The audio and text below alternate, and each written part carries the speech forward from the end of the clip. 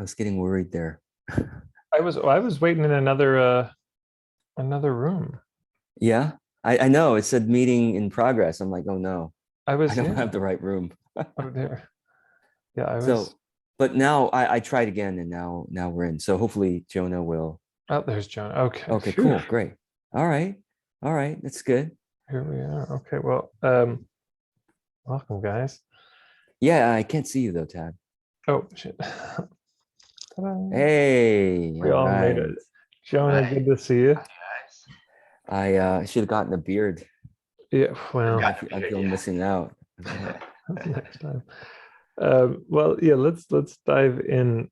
So we're here to talk about this whole idea of these kind of research calls, how to do some of this research on our stuff, and um, it came up a number of times with clients where I would talk about doing a little bit of research or doing a sort of call with clients where you're not pitching, but you're trying to genuinely get some research, and people just felt so kind of, I don't know, overwhelmed or baffled or awkward about it.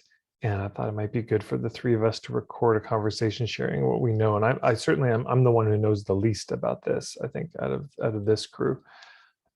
So maybe why don't we start? We'll start with Jonah, because you're the one I heard most recently talk about it, and then maybe over to George, and then I'll be the cleanup hitter if there's anything left to clean up at all. But Jonah, why don't we start with you? Yeah, sure. So I first got the idea from George. He Amazing. did one with me. And before that, I had learned what I had been trained in was like offer free sessions, consultations, direct it towards a sale. And I just really liked the idea of doing the research, partly because I feel like no matter what we call a call, I mean, if we're on a call with somebody, we're learning, like we benefit from learning from people, especially when, like me, when I first started doing it, I was just starting this new business. Yeah, I just kind of took the idea and ran with it. I've been doing it ever since. I found that it seems like people are very comfortable jumping on. I've had clients and people who weren't clients but just started doing it tell me that they got more people to get on Zoom with them than when they did other methods. I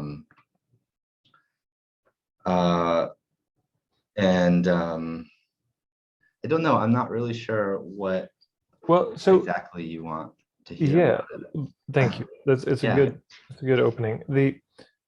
So you have a method where you teach your clients how to, so instead of saying, hey, discovery session or a free coaching session, you teach them to do research calls. So what does that look like in the real world? If a client were to come to you and say, okay, well, how do I do this? Like, what's step number one?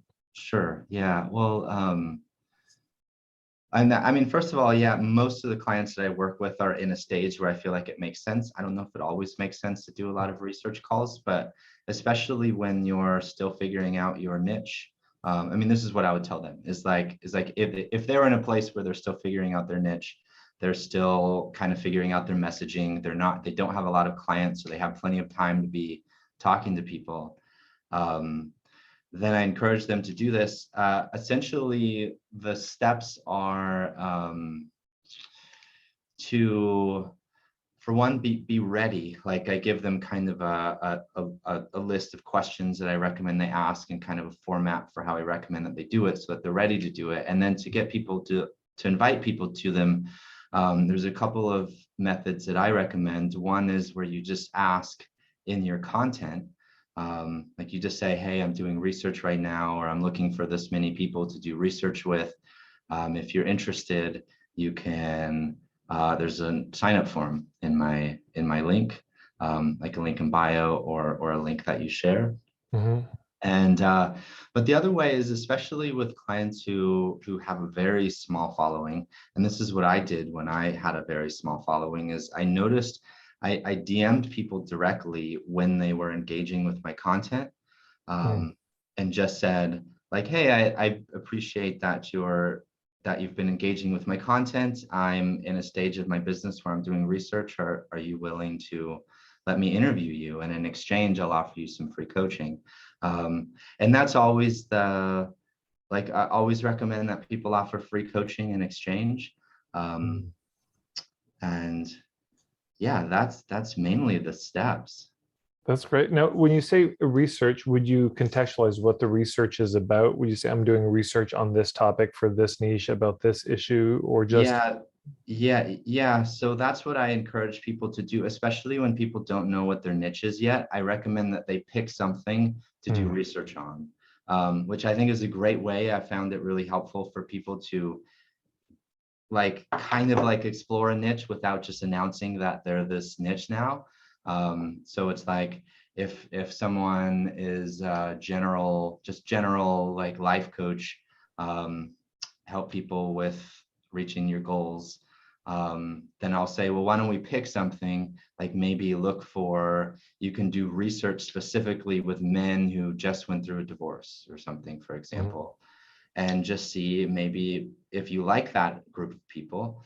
So when they do the ask, they can say, I'm looking for this group of people to research right now. Yeah. What was it that you researched when you first started? What was your? When I first started, I just said marketing research. I mean, I was putting myself out there as a marketing coach, and I started, it wasn't too long into my business that I started focusing on Instagram specifically. So Yeah.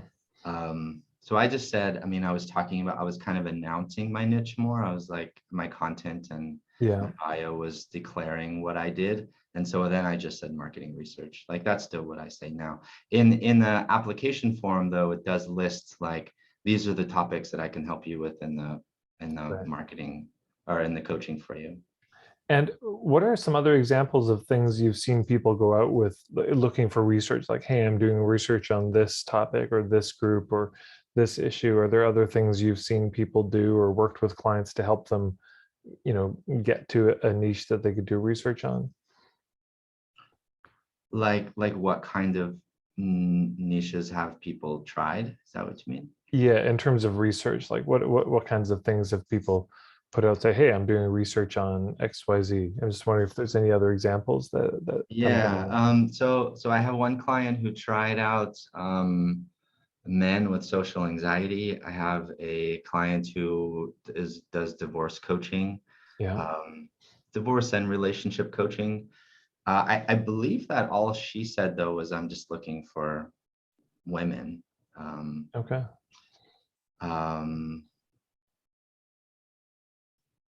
Yeah. What other examples? Yeah, some of my clients have just been more general, and then they just generally ask for a marketing research interview.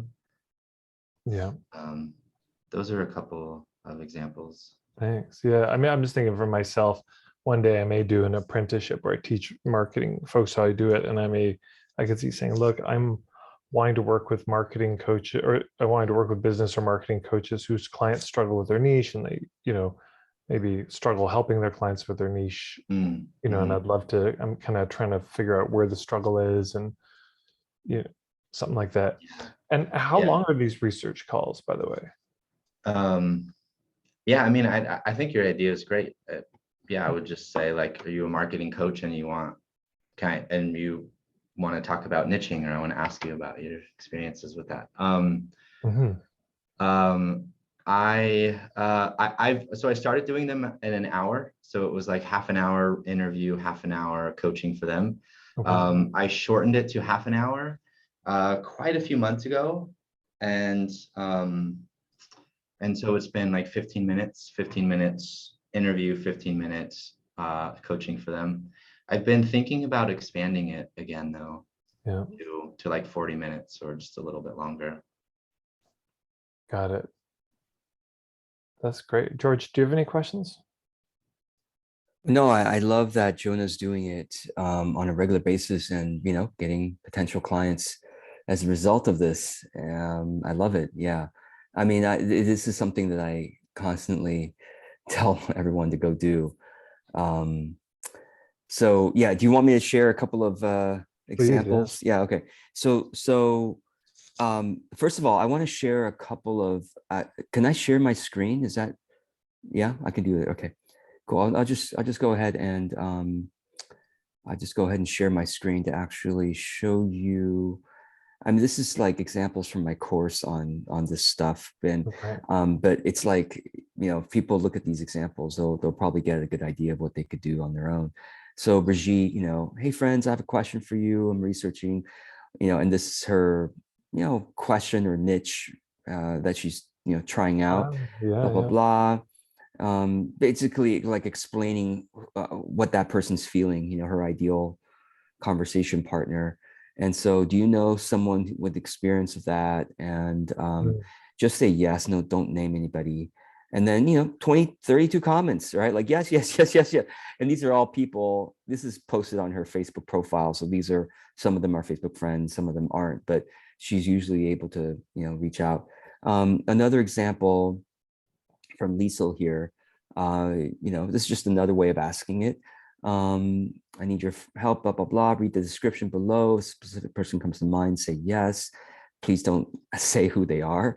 And here goes. And then, this is whatever people can write about who they think their ideal client is at this stage. 48 comments, lots of yeses, and she could reach out to people. Mm. And this has been, this was done literally almost 2 years ago now. And I tell people, listen, you could do something like this every 3 months, every 6 months. I mean, why not? Here's another example. Dear friends, I need your help working on clarifying my offers to my business coach. So you can frame it as this is homework. Yeah, This yeah. is homework. I need help with my homework, and I would really appreciate if you read this and see if it makes sense, blah, blah, blah. And she also included a picture of herself. So, that's another way of doing it. And so, but to the point where, what if somebody is they still haven't done your niching work, Tad, Right, and right. they're like, I don't even know how to describe, I don't know what my ideal client is. Then I have another a more recent method that I want to share with you all, and you could share this document with whoever's watching this. But I basically say, hey, what if you make a really broad request? Well, first of all, what if you make a list of bullet points, a bullet point list of skills that you have? Like, earlier the example, Jonah says, well, I could do life coaching for men who are going through divorce, or I could do career coaching for women who are trying to get promotions. I could also build websites for people. Mhm. I don't know what I'm going to do. I could do dog training videos, Yeah. maybe. I mean, literally somebody who says, maybe I could teach flower arrangement. I don't know. I mean, there's a lot of interest I have, right? And so make a bullet point list, divorce coaching, promotion Yeah. coaching, dog training, blah, blah, blah. And then you ask 10 friends, hey, Tad, hey, Jonah, could you give me 30 minutes on Zoom? I mean, separately or whatever. It's easier to schedule that way, and just brainstorm. And then basically on the call, I just say, okay, Jonah, I'm just going to list out a bunch of random stuff. Tell me if you think of anybody immediately that could use that help. So, okay, I'm going to do you know any men who are getting divorced? Mm. Okay, you don't. Okay, do you know any women who are trying to get promoted? Oh, you Mm. do. Oh, that's interesting. Do you know of anybody who needs dog training? Oh, yeah, yeah. You have a friend that just got a puppy and is like struggling with it. Oh, that's cool. So it's like basically like it's open-ended, and Yeah. then basically like, okay, Jonah, let's talk about like two of those options, one or two of those options. Like you can think of two people or one person who matches that need. And what do you think? Tell me more, like channel that person's Mm. needs. And maybe Jonah would be willing to introduce me to that person. I could have a conversation with them if they're willing to. But it's kind of like, yeah, this is kind of like the broad, this is the before, if Yeah, they're yeah. really confused. And then this is more the okay, now I know what I'm gonna research on, and then go forward from there to what Jonah said, which is let's have a conversation and maybe help them half the time, which I think it's a good idea, so that it feels more balanced, like there's a give and take, Mm. That's Have you great. had anybody try that? The writing the list and Writing the list, I talk think to so. You know, this is colleagues? relatively new because Yeah. I usually have been talking to people who have already gotten some training in this skill, or they already Mm. have been trying to do that thing. But so no, I haven't heard any stories about that broader call yet. But so if anyone wants to try it, and please share stories with me, I'd love to add your I example. love it. I think it's a great thing if somebody's really just in the very early stages, hasn't figured it out. Why not just talk to a bunch Why of not? people? Because as you start doing stuff, you figure it out. Yeah. Um, Yeah. s- I'm when curious, Tad, you said that you had people that said, like you brought up this idea and they're saying that they're uncomfortable with it. Like they Yeah. don't, is it because they don't know what to do? Like, do Yeah, you that's have a true. What sense is of what their discomfort is? Yeah, I think it's well, I think they probably think it's confidence, but it's probably competence. You know, they just don't know what to say, what to do.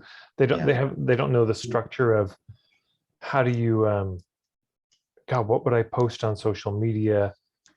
Yeah, what would I offer in return? And then also I think they don't know what to ask. They don't even know what kind of question, which might be a good thing to go into is, yeah, once you're on the phone with somebody and they are somewhere in the ballpark of your niche, which is great. I mean, I love George's thing, you know, ask the question, a bunch of people say yes, send them a DM, say, hey, would you be willing to connect me with this person? I'm doing marketing research calls, you know, and I'd give half an hour coaching for half hour of research, no pressure at all. But if you think they'd be up for it, I'd love to connect. So then you're on the phone with them, whether it's through your social media following or a friend of a friend or somehow. But then what do you do during that call? Because I could see people also feeling like, oh, they're just going to think this is a pitch. And how do I, and they may then actually be a great client. And now I'm going to want to invite them in, but you know, how to navigate that call in particular. that actually is a question I want to ask Jonah, because Hmm. Jonah, have you had people who think, who I imagine not everyone you reach out to says yes, or maybe they do. I don't know. I mean, I don't Well, know I what your actually don't feeling is. reach out. I mean, I haven't reached out in a long time. Most of I get my interviews I just share in my content and in my stories that I'm doing interviews and people just That's sign up. amazing. Yeah, that's really Um, good. I may I don't. start reaching out again soon though, because I haven't had many signups lately. I think I Yeah, might have yeah. burned out my following. But how do you how do you advise somebody who says, well, what if I reach out?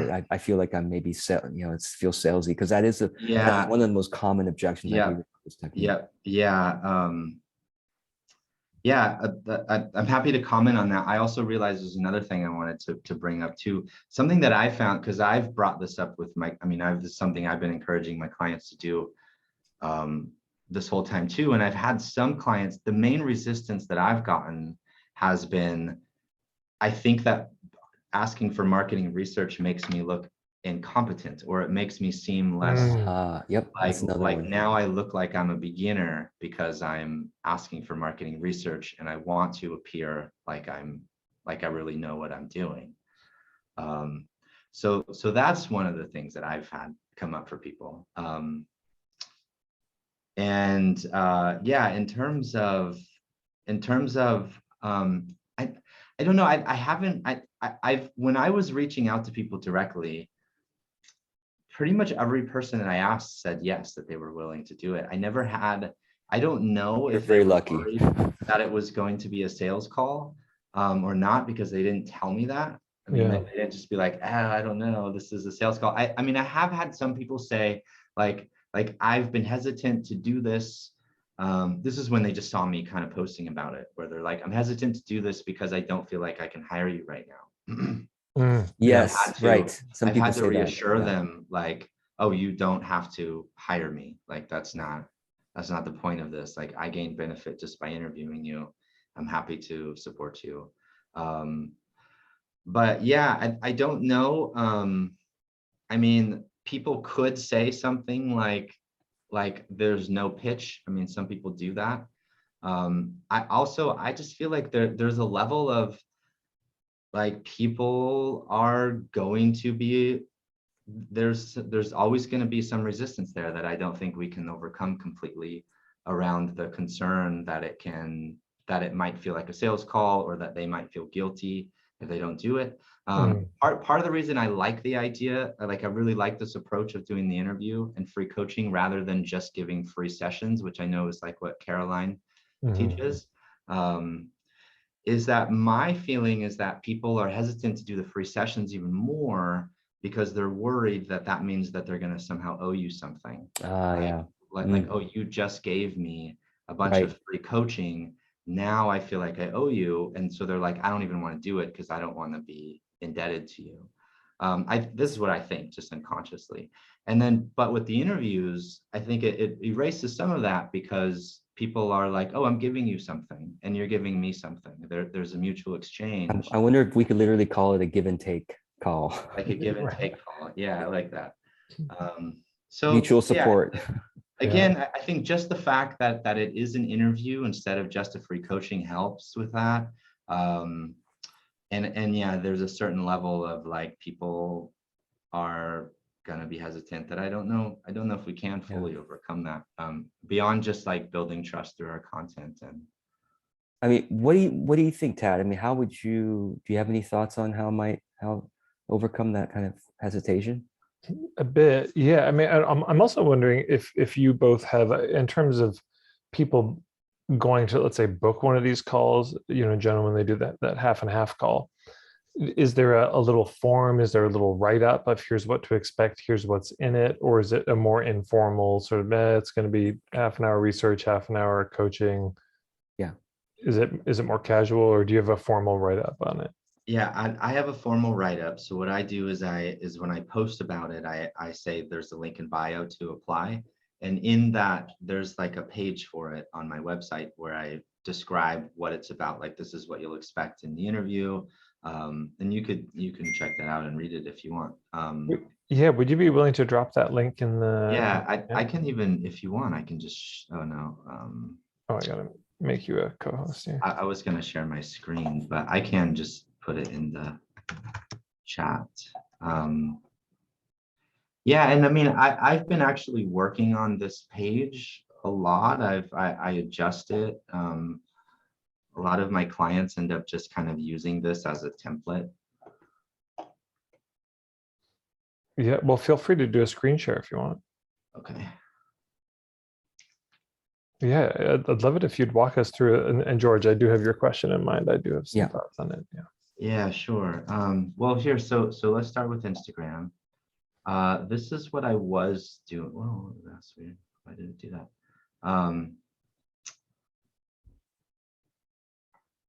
I've been doing mostly videos lately, but for a while I was doing a lot of these carousels. And so what I would do is on the last page of the carousel, I'd have this little, not this one. On a lot of them, I'd have like a little blurb.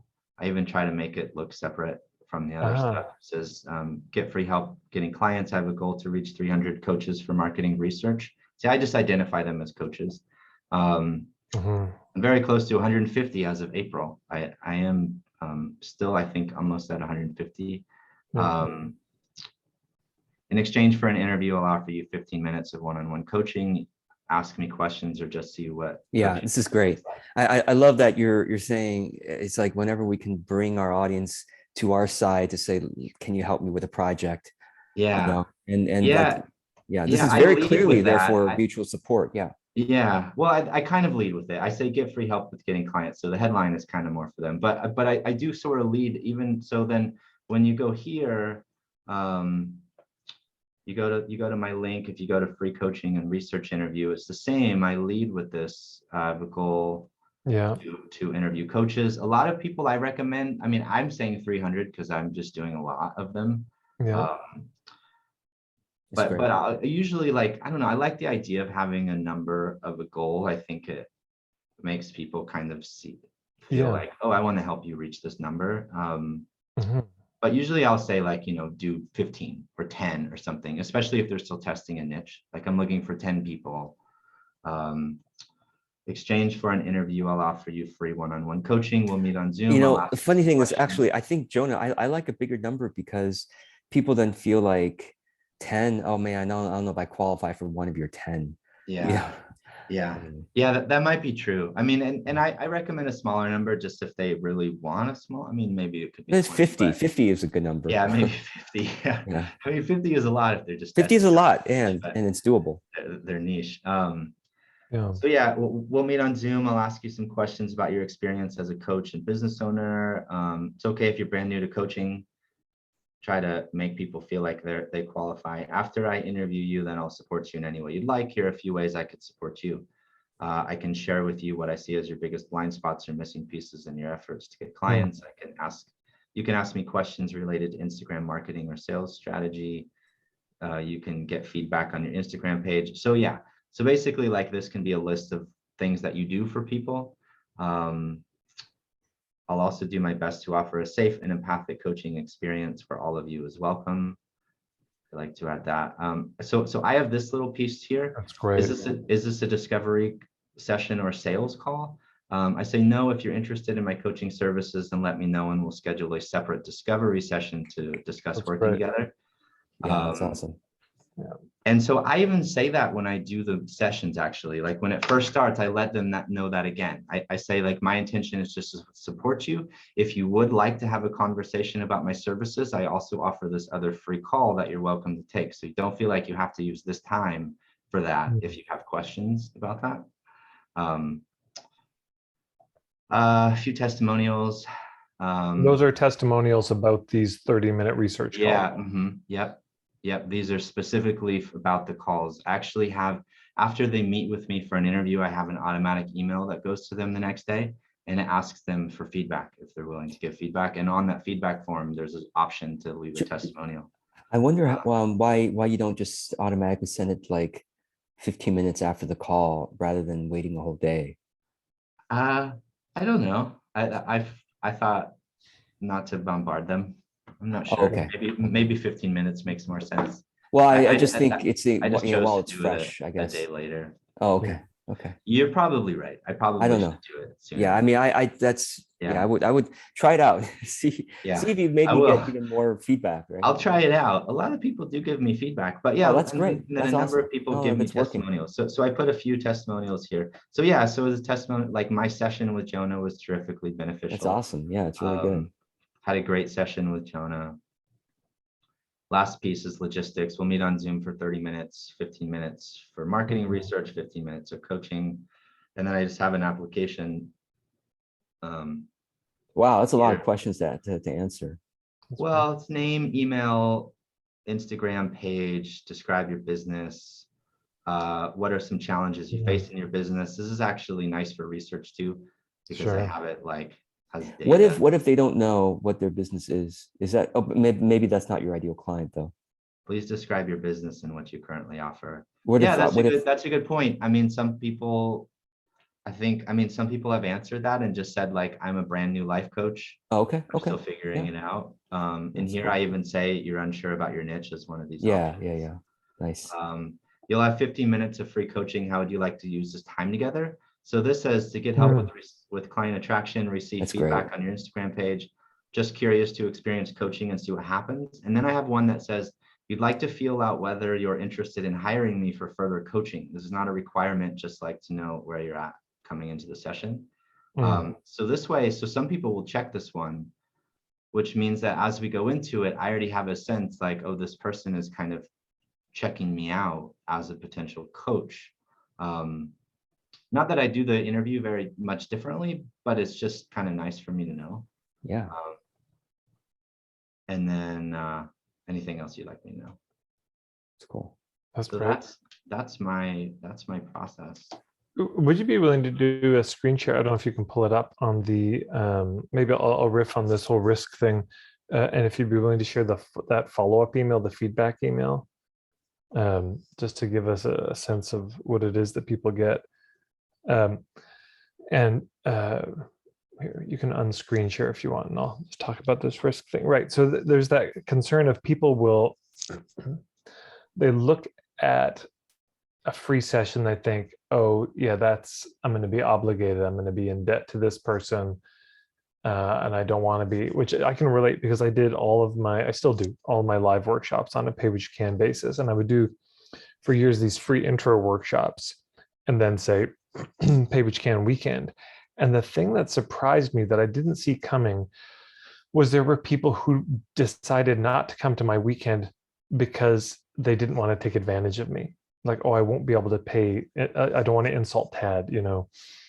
And so it didn't mean that I stopped doing pay what you can, but what I had to do was speak to it in the intros. I'd say, look, I know some of you may think you can't afford much, but look, it's a group workshop. If you pay me $20, it's $20 I wouldn't have had with no extra time. So like, please come. There's room, you know, as long as there was room. And as long as I named that, I found that helped a lot. And so, yeah, there's a similar thing. I think part of it is with, well, anytime we're offering something free, I mean, I think what Jonah is doing handles that nicely by saying, look, I need some help. You get some help. It's a trade. We're all even. But also just making sure they understand the selfish incentive. So, for example, if you're a beginning coach, you might say, you know, part of my offering these free sessions is me getting to practice being a coach. And so this is also that for me. So, you know, I do benefit from it in that way by getting to work with lots of different people. It also helps me figure out who I like to work with, you know, by doing more of these sessions with different people. I get a chance to hone my own niche through real practical experience. And so I think the thing we never, ever want to flip the switch of it is too good to be true. Because as soon as people are kind of out, they're a little suspicious. And so Jay Abraham talked about this a lot of, you know, letting people know our own, like what's in it for us, our selfish motive in whatever we're offering, because there almost always is one. I remember when we did, a friend of mine, Amatma, in the Bay Area, we did a day-long workshop on pay what you can, or was it a weekend? But we called it "Fuck Money," and it's because we thought that was funny. And but it was about alternative payment methods, pay what you can, sliding scale, gift economy. And we sat down together and we said, what are all the reasons to do pay what you can? And we made a list of the kind of altruistic, selfless reasons. You know, it makes it accessible. People keep their dignity. It's building community. It's all this. And then we made a list of the selfish reasons, and we're laughing like there's way more selfish reasons to do this. There's way more benefits. But it's helpful for people to know that, because if they don't know that, then it comes across as just altruism and that we don't need anything from them. And then they're just going to owe us something. What about this this very good objection of, I don't want to look not credible by putting these requests out there? What do you think, Tad, about that? It's so funny. For me, it's just the opposite. If somebody came to me and said, yeah, I'm doing research on this, I'd be like, wow, you're a professional. Yeah, me too. I think that too. I think the people who think they need to look credible don't realize that, you know, if you need to look credible, well, to me, you need to put more content out there. But it's like, once you put enough content out there, you don't need to ever worry about credibility anymore, in my opinion. I mean, especially, and even if you're putting out the research question, yeah, you look like you are actually in the game. Right. And if you're going to see your doctor and you got two doctors, and one of the doctor comes in and, boy, dressed so nice. I mean, he looks real rich. He's like a doctor. I mean, he's got the stethoscope, he's got the white jacket, and he comes in and just starts telling you what time it is and giving you advice after, you know, a paltry 5 minutes of examination, and but spends the whole 55 minutes just you know, sounding smart. When the other doctor comes in dressed like a schlub, you know, but is like, sits down, doesn't even look at the computer screen. It's like, what's going on, man? Tell me everything, and asks you questions. And then the more you reveal, so wait, when did you begin having that symptom? And is it more here or here? Huh. Okay, try this. Stand up, stretch your arms out, and, you know, and just starts examining and like, now, did you notice what time of day after you eat, or and you're just suddenly like, this person knows what they're. That kind of research is such a dream. And oh man, I just have so much respect. Yeah, if I see somebody doing research, like, oh, you're actually researching before you put your offer together, you smart bastard. Like, so I just, for me, I suppose the question I would have for that person is I'd be like, where is this coming from? Yeah. Like what's happening? What bad person hurt you? Like why is it that you're so scared of seeming not credible? Yeah. Like what's the root of this? Because in my mind, and all three of us here, it's like, well, if somebody's doing research, we That's the just see real that bro. as this, yeah, that's to me that immediately they go up in my esteem. Yeah. So that's just probably interesting for them to know that. And I think most people would, if we were to say, you see somebody doing research, what's the impression you get? I think most people, unguided, would not say this person has no idea what they're doing. They'd say this person is trying to do something very specific and they want it to be really good. And I think they would have a generally neutral or positive sense of it. I think very few people would unguided say, why do they want to know more than they already know? Yeah. And actually, the people who have a negative reaction are probably the least ideal clients for you anyway. So there you go. Maybe, yeah. I mean, certainly if they're so nervous about seeming not, I mean, I just think that's truly tied to some kind of other deeper emotional something about Yeah. I can't bear to be seen as not knowing something, Right. or frankly, they went through the trainings of some of our colleagues who gave them this impression that they have to dress for success and just be They have to be the number one in their field.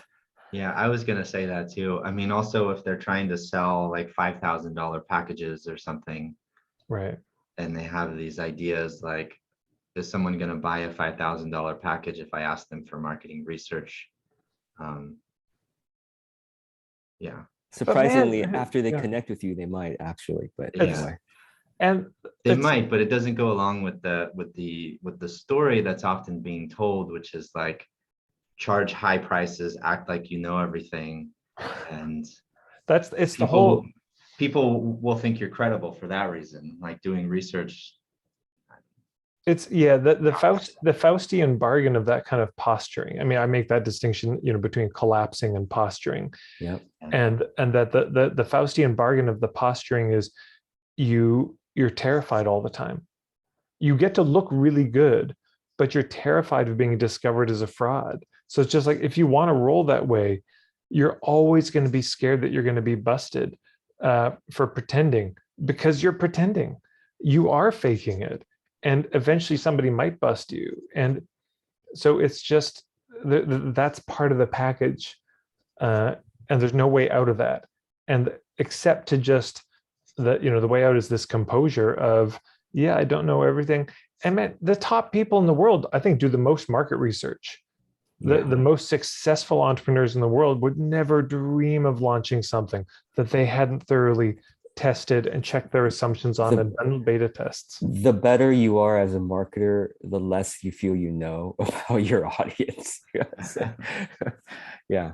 It's like the more you're willing to learn, like, wow, what's their mindset today? My goodness. Or the more you realize how important it is to learn. That's right. Yeah, that's right. That's right. Jonah, did you have that email you wanted? Yeah. Oh, yeah, sorry, I didn't pull it up. I didn't realize we were stalling. Well, actually, so one thing I'll Jonah, while you're looking for it, maybe we should quickly mention what are some of the questions to ask during the conversation, because some people are really unsure about that. And I'll just say briefly, there's the questions that you might already imagine that we would ask, like, how do you describe the problem? How do you describe your goal? I think those are fine questions. To me, what I'm really trying to get to when it feels appropriate to ask, if it feels appropriate, is to actually ask them, like, have you actually bought any programs or services regarding this problem?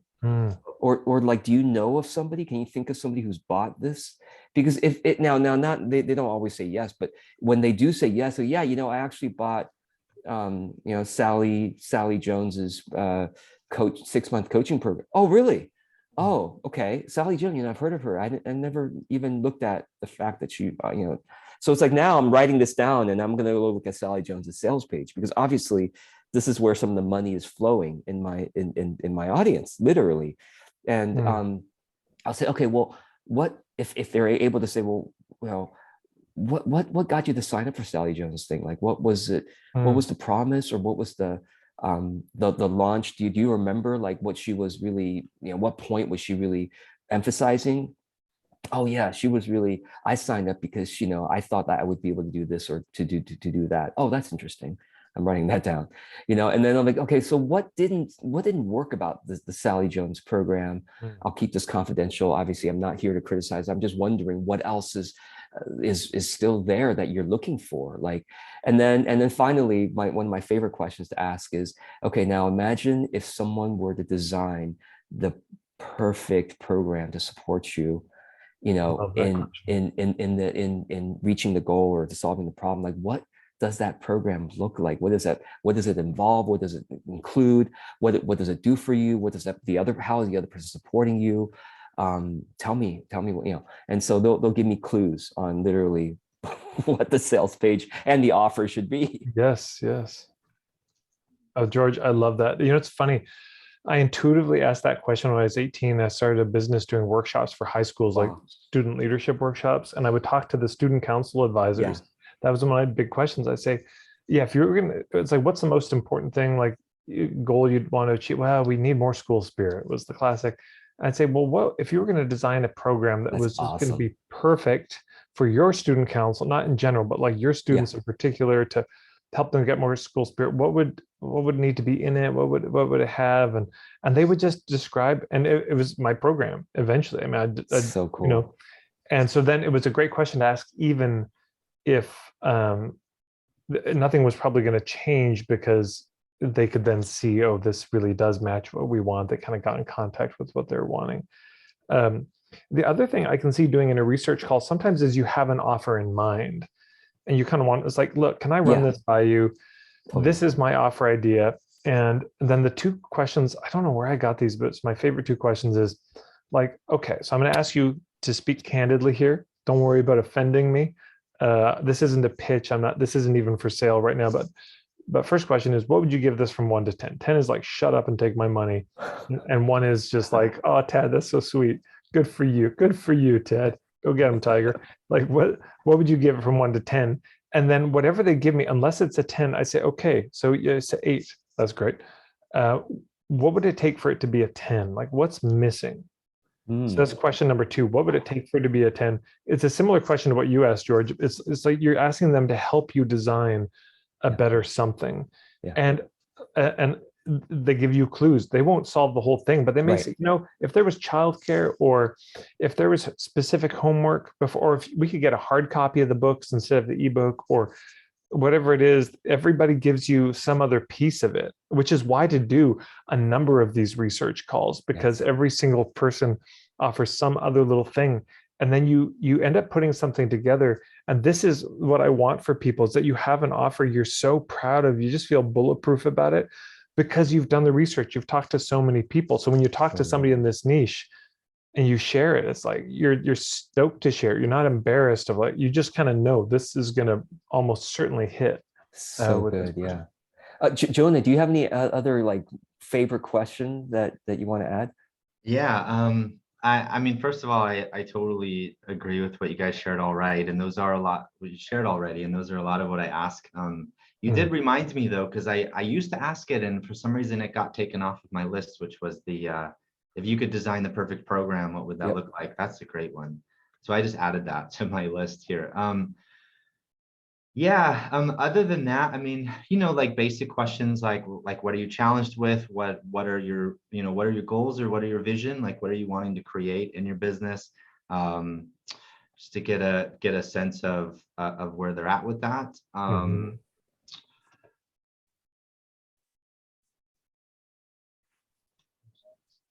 Oh, I asked a question that is do you ever experience doubt in your business? Like something along the lines of like this is never going to work because blank. And then I say, it doesn't mean you believe those doubts, but if you're in your, if you go into an anxious place, like I think we all do, what kind of doubts come up for That's a you? good one. Yeah.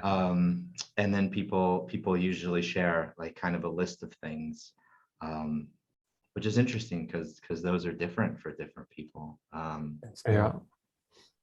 Yeah, and Yeah. I'll just say I feel like I just want to kind of assuage everyone. Like the exact questions to me, I don't think the exact questions matter. Honestly, it's just the fact that you got them on a Zoom call or whatever, and that you connect with them from a place of caring and genuine curiosity is so valuable for them, number one, because few people care about that issue in their life in that way.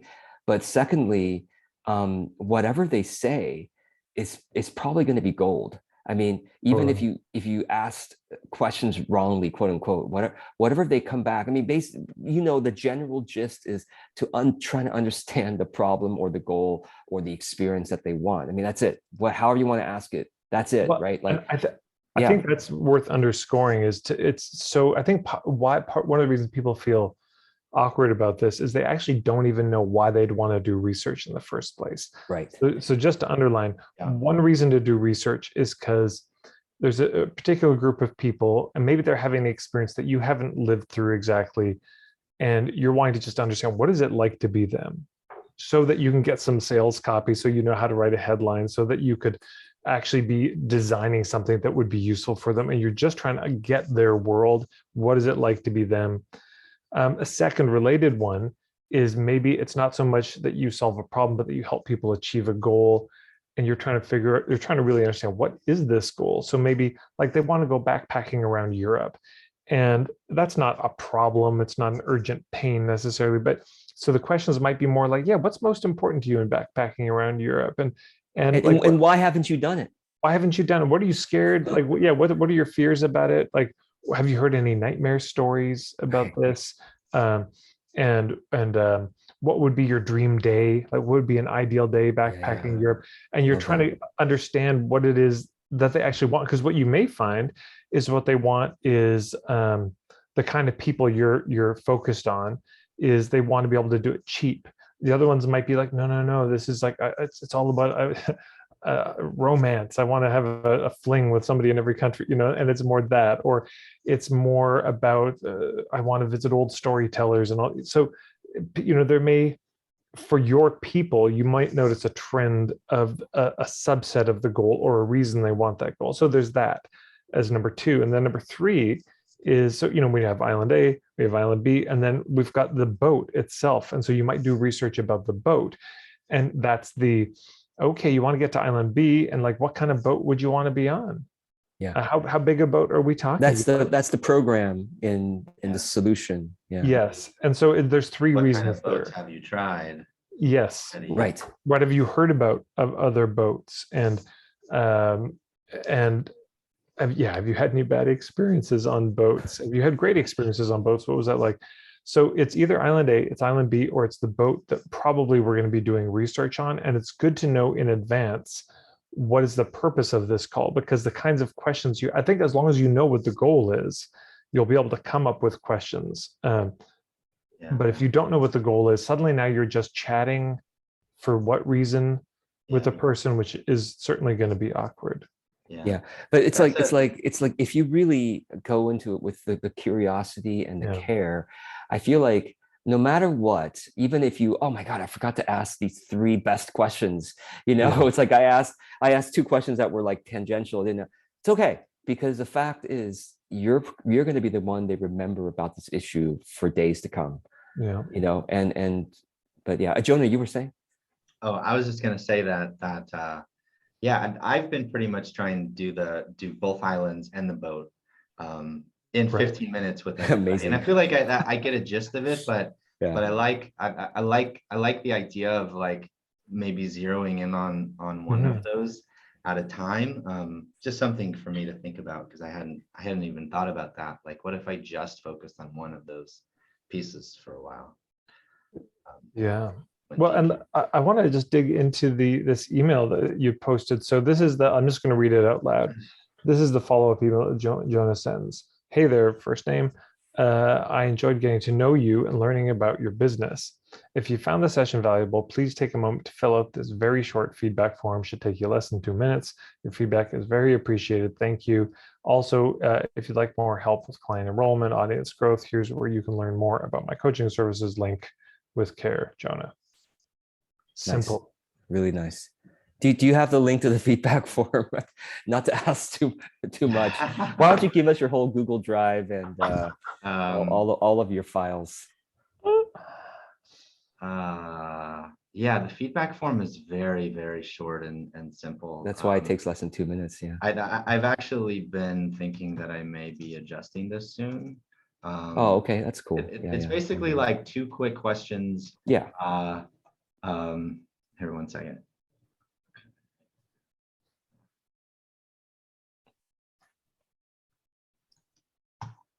Here it is. I'll go ahead and share my screen too, so that we can just look at it together real quick.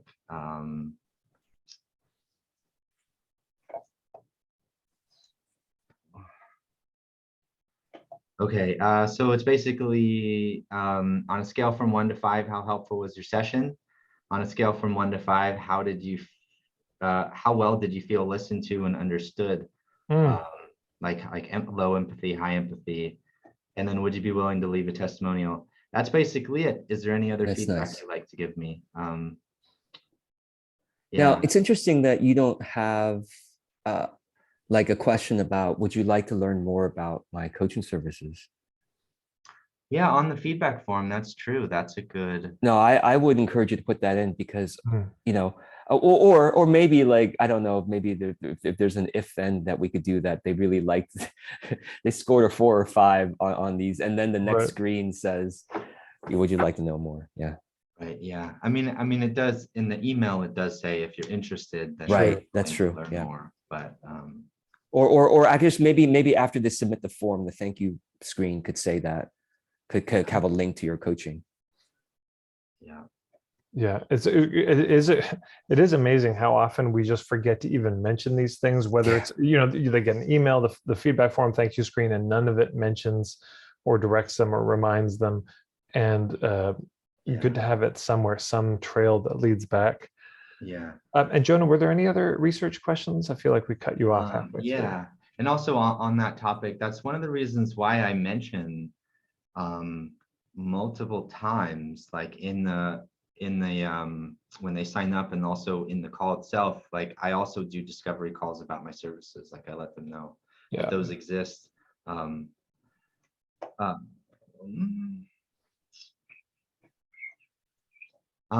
Yeah, so there's that. There's the doubt piece. Oh, this is something new that I've been experimenting with a few people, where basically I do kind of, again, like on this sheet that I just showed you, where it was like a scale, where I just go through a list of things that I think people struggle with typically in my niche, and then ask them on a scale from 1 to 10, how intense is this for you? And I do that with about 5 or 6 things. So I do that, like one is, do you ever struggle with indecisiveness, like making decisions? Do you struggle to stick to something like a strategy, or do you feel like you need to switch all the time? Do you struggle with perfectionism?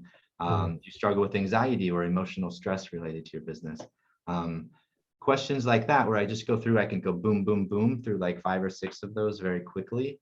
And then they give me the 1 through 10. And I found that they've been into those, like they kind of like answering those, it seems like. People do people have problem with the indecisive question? Yeah, I can't decide. I mean, what's cool about that is, yeah, with all of them, it's like people will, you know, they'll be like, that's a 4, but usually if it's like a 9 or a 10, they always start laughing. Like, oh, that's interesting. Yeah, it's like, 10. Okay. Right. But yeah, indecisiveness, I think is a common one. I have to go back and look. I kind of forget on the top of my head, but I think it's that people love these self-diagnoses. That's why quizzes are so popular. Yes. People love to learn about themselves, and you're giving people in some ways it's starting to get into the point of view, but you're saying like, here's some of the common things that I see, and people get to self-diagnose like, yeah, wait, where am I stuck? So what's interesting about that is that even in the research and you're asking them questions, they're starting to self-diagnose and be like, oh, like I had, let's say, if 10 is bad, it's like, man, I was scoring okay on everything until I got to that one. And then that's a 10. Well, now I know what my problem area is, which is helpful. But that is a great thing, because sometimes, right, there's a number of issues. I remember this happened. I was launching my membership. And so I said, hey, I'm going to do a free call. I'm going to get a bunch of colleagues together. We'll talk about whatever you want. And I listed, there's niching, point of view marketing, hub marketing, all my usual things. But I didn't even know, but people could write in, another option, and it was how to grow my audience. And that was the one that won. It wasn't even one I put up. It was, they wrote it in. So so these kind of quizzes are so helpful of like, well, here's the options. Which one do you want? Which one do you most resonate with? Or like, here's a bunch of problems I could be designing a program around, but which ones are actually alive mostly for people? Because sometimes we walk in thinking, aha, I'll design a program for this. But then if we're willing to say, well, there's some other issues too, and ask, you may find that thing that you're so keen on, it really is not that urgent, not that important for people. And that's worth knowing. It's a kind of scientific mind where you're testing your hypothesis and you're trying to break it, And George, you just posted something here. Yeah. No, I wanted to share, and obviously those who are watching this later, you can click on the link. This is okay. To be honest, it's been a while since I've done market research calls, because I was doing them like 1 or 2 a week for like 6 months or a year or something crazy like that. And then I started doing more group related market research calls, and then now I started teaching them and forgetting to do them myself. But but this was the email that everyone got when they signed up for one of my calls. And but anyway, I just wanted to share this because along with what Jonah's example was, I think people will find a lot of ideas for what they could do. So That's so great, George. This is amazing. Yeah. I love this. Here's the questions I'll be asking. What I'll be asking you. Yeah, that's good. That's how we can, right? That's how we can do half-hour calls, right, Jonah? Like 15 minutes. Like it goes so fast. I don't do that though, actually. I mean, that's a good idea. Somehow you're able to still ask the questions quickly and get them to say something, which is really impressive. Yeah, and also sometimes the calls just go over half an hour. Right. But I love this. Here's a list of things we can talk about. Beautiful. You guys, this is just so incredible. This is so generous on your part. Amazing. I'll share. Yeah, you're gonna split the revenue with us, because this video should be $1,000 per person who watches it. So is this video being used for? I'll share it in my membership, and I'll send the link to you both, the Zoom link, so you can download it. I mean, feel free to, I would just say on my half, use it in any way that you want to. Because I think, man, there were so many gems in this. I know my members will be just over the moon grateful. And I'll just also say, this really is not an area I specialize in. George and Jonah both know a lot more about this. So if you're wanting help with this, I would recommend getting in touch with George or Jonah. Yeah. About Chad, funny thing is, I think a conversation you and I had years ago or something actually sparked the original idea that I had, because you've been talking about niche calls for a long time. This is not new for you either. Right. So you're actually the originator, perhaps, of what I started to eventually talk about. Amazing. Well, thank you. And all comes around.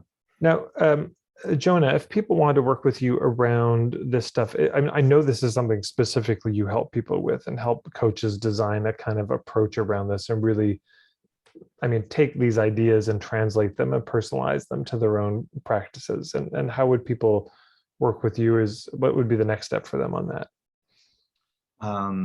The next step would be to jump on an interview with me. Yeah, do the actual research call. It's a great, I mean, you get a chance to experience the way that I do it. And also we just get to meet each other. Yeah. And yeah, I do also from there, we can go from there. So if it feels good, we can schedule a separate call or just extend it at the end where we have a conversation about my services. I just recently, I'm experimenting with, similar to what Tad does with your puttering sessions. Oh I'm yeah, yeah. experimenting with offering some just individual sessions at a low price. The way I'm going to do it is I'm only going to allow people to schedule one every couple of months or one every few months. Yeah. But that those are available for people who just want to spend an hour with me, and we can dive into all of that. But then I also have a more, ongoing coaching offer that I have. Okay. Well, Jonah, if you want to throw the links here in the chat, and I'll make sure those go with this when I put this up. And George, is there a particular program that you have that would support people in this kind of research part? Yeah. Totally. It's I call it the core program. I mean, you could tell therefore how important I think it is. So it's just georgecow.com/core.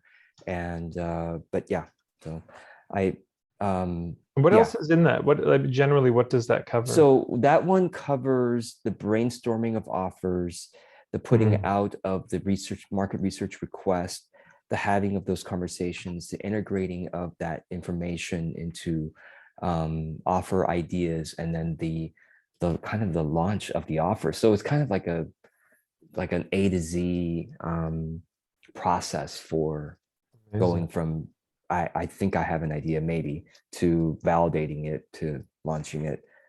Generally speaking, it's relatively concise as well. Yeah. Well, it's 8-week it's an 8-module program, so it's not that concise. Well, that's great. I mean, that's also something I don't do very robustly, is that helping people really design the offers and go through it and all of that. I've done, I'm more the marketing philosopher around the niching and point of view and big picture translating. So I'm glad you're doing that. And Jonah, thank you for the link. So if people want to check that out, it's jonahrichman.com/offer. And that's where you can schedule an interview and a coaching session with Jonah. So yeah, if you're looking for further help, these are the two cats I'd recommend. Again, thank you so much for making the time. This was fun, man. I got a lot out of this myself. Yeah, thanks for convening this. Yeah. And I got to run, but we'll see you both down the road. All right. Thanks, guys. Take care, guys. See you soon.